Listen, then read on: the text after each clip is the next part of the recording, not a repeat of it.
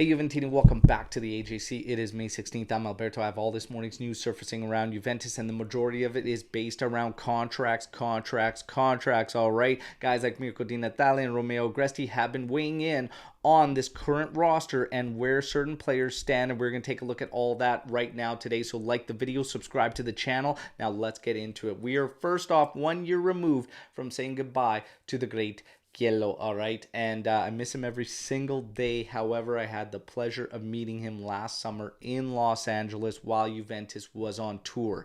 This summer, Juventus is set to come back to the U.S., all right. They're going to be going to San Francisco, Los Angeles, and Orlando. The pre-sale is currently on for today and tomorrow, available to official fan clubs. So if you do not belong to an official fan club, I highly recommend joining one near you. If you need help finding one, reach out to us at the channel or go to the Juventus official website, click on fan clubs, punch in your zip code, and you will be able to locate one. All right, so looking forward to this U.S. tour. Now we get to the players. Paul Pogba, obviously with his season coming to an end, and even before that, a lot of fans were shouting for Juventus to just terminate the contract. I've been saying I cannot see somebody who's represented by Raul's agency have such a clause where a team could simply cut them loose based on appearances or whatnot and performances based on injury, which could take place.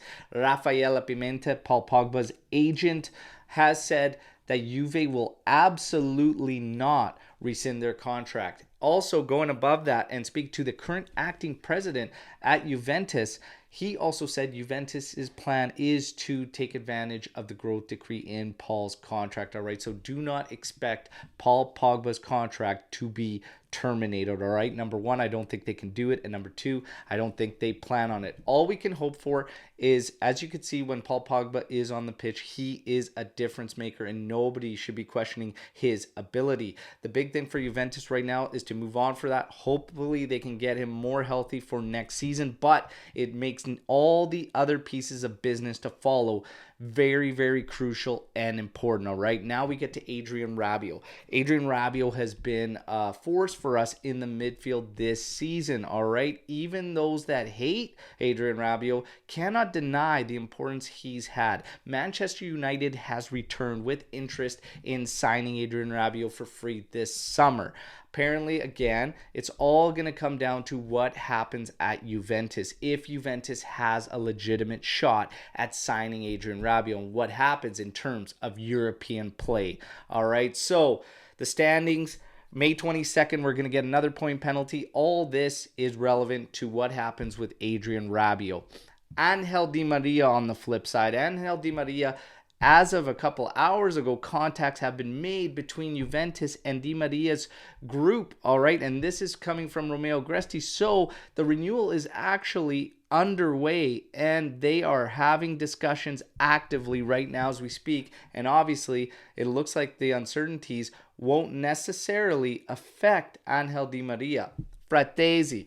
Juventus is apparently in pole position to sign Fratesi, and that is who they're going to replace Adrien Rabiot with, all right? Now, it's not a like-for-like comparison in terms of the players, and Fratesi has a lot of doubters amongst the Juventus fan base. I raise a different question. Kulusevski, McKennie, Zakaria, Artur, all four slated to come back. That is 150 million euros in lost sales because we can't finalize those sales. That's going to be returning to Juventus. Number one, Artur has to move away and whatnot. McKennie most likely going to be moved as well. But Zakaria, I'm going to lay this out there, I think could be used as a squad player in the midfield, all right? And there's a lot of reasons for this. If Rovella is going to return, Rovella, Locatelli, even Fagioli are all capable of playing in a two-man pivot. That is Locatelli's natural spot in a midfield. Rovella can do it as well. Fagioli can do it as well. But with Rovella returning next season, Fagioli is actually capable of playing as an advanced midfielder as well. You still have Miretti. God forbid we can get Pogba for a decent amount of next season and whatnot, and you can use Zakaria as a rotational piece squad player. We may not have to push so hard to replace Rabiot. What are your thoughts, everybody? Kulishevsky's was one of those names on the list. That has to do with what happens at forwards. I think he could play a role, and it wouldn't be the end of the world if he returns, if a guy like Di Maria doesn't resign, and we don't resign Milik. However, Milik, it seems that the renewal will take place. Talks are going to take place very, very soon in order to renew him, and all signs are leading to Juventus re-signing him, all right? So still a lot of optimism on Milik's renewal, okay? Pinsolio will extend. It will be finalized very, very soon. And then the big one that's got everybody in a huff, Sandro, we thought had to wait for 40 games, apparently being reported today.